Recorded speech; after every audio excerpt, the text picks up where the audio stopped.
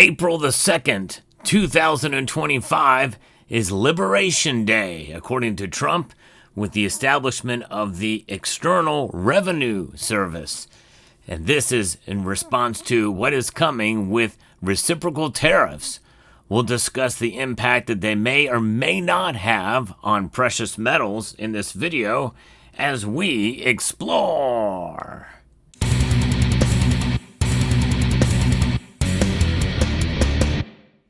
That's right. April the 2nd is coming very soon, and many people are wondering what this will mean with regards to tariffs and how expensive things will be in general.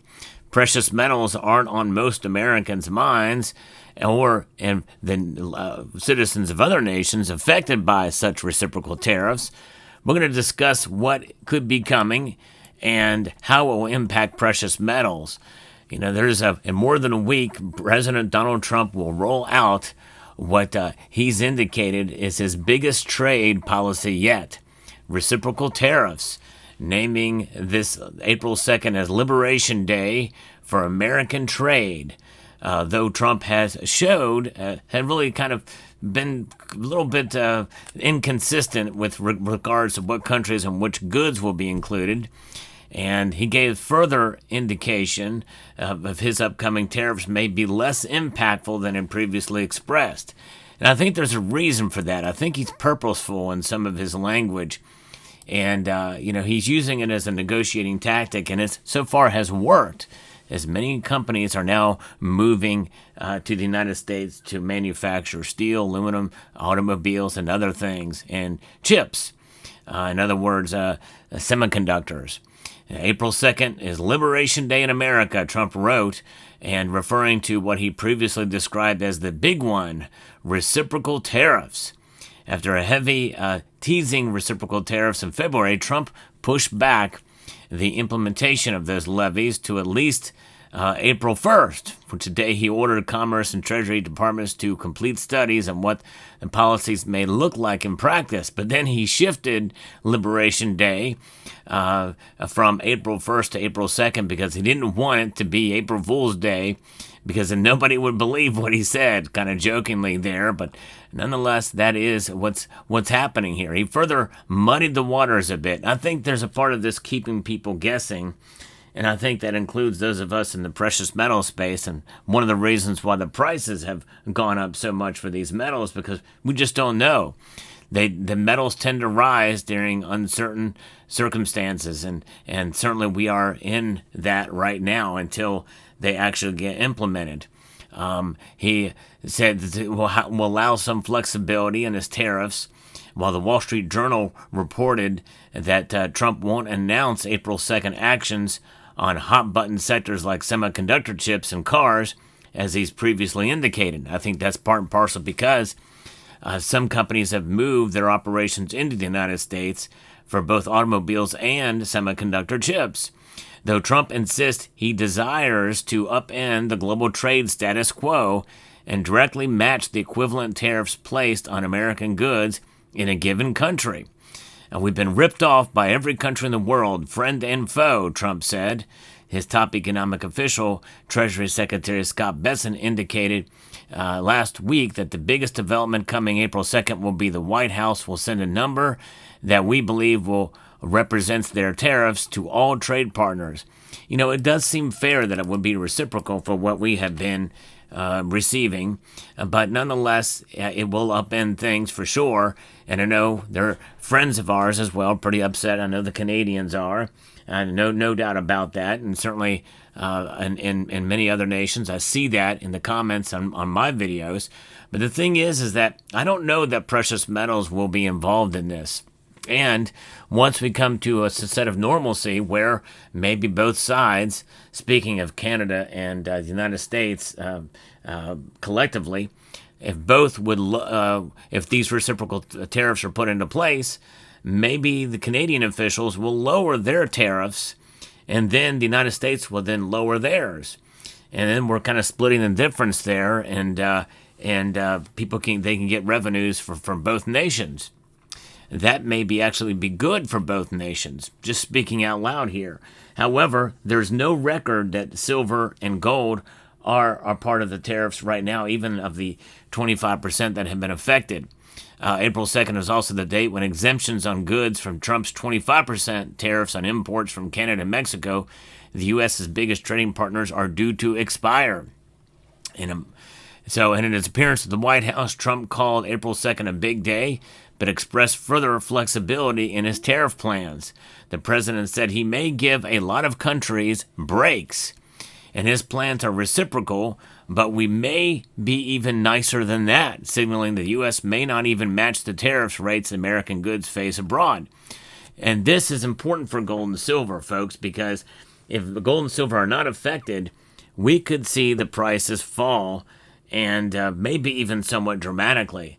I'm talking about gold, perhaps, maybe, once it's established that gold is not being tariffed or taxed in this case, gold may fall below $2,900 an ounce. Yeah, there I said it. It is quite possible, at least for the time period that these tariffs are come into, we digest what the outcome of these tariffs will be.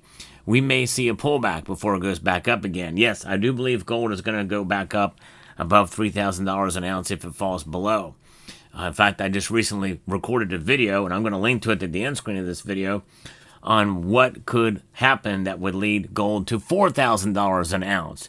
It is quite possible, but I do think that if things aren't as bad as some people think they could be, we could see gold fall below $2,900 an ounce in the short term. We'll see. And silver, by the way, yeah, dare I say it, below $30 an ounce could be coming for silver if some of this stuff is worked out and there's no tariffs on gold and silver coming in. Part of the reason why I bought this gold coin was because of the potential that maybe some of the bullion products may be tariffed, and that's why I chose the maple leaf, just in case. And but nonetheless, I've got it, and it's actually, since I've purchased this, it's actually gone up in value with the rise of spot price. But it can fall below, and you have to live with your purchases that you make. So 2.5 million is how many individual tariff rates would be required in a good by good, country by country reciprocal tariff plan. Economists led by Jonathan Pingle wrote in a Friday note to clients, making it appear unlikely at this point that the Trump administration will be able to turn around such a policy by next week. So they may have to sift this out or stagger it out. But I think in the times like this, we need to really think about what we're doing and how we plan our purchases, which is why I like to look at a variety of options. Whenever I make purchases, I like to check different websites to see who's got the best deal. And while you're doing that, consider Summit Metals and you're searching for the best price. Now something, when you think about what's going on with tariffs and where things could go down the road, especially since it's such a big day in the External Revenue Service, with the possibility that we may collect more revenue by tariffs, which means that taxes could actually go down in the United States, like income tax.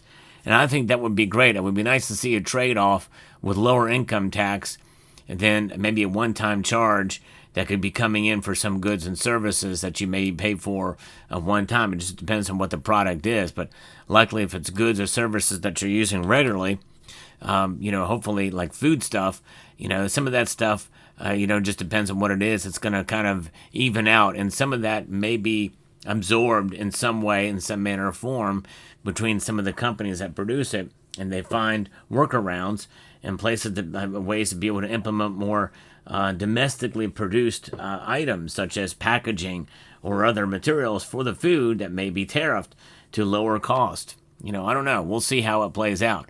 This is uncharted territory to some degree.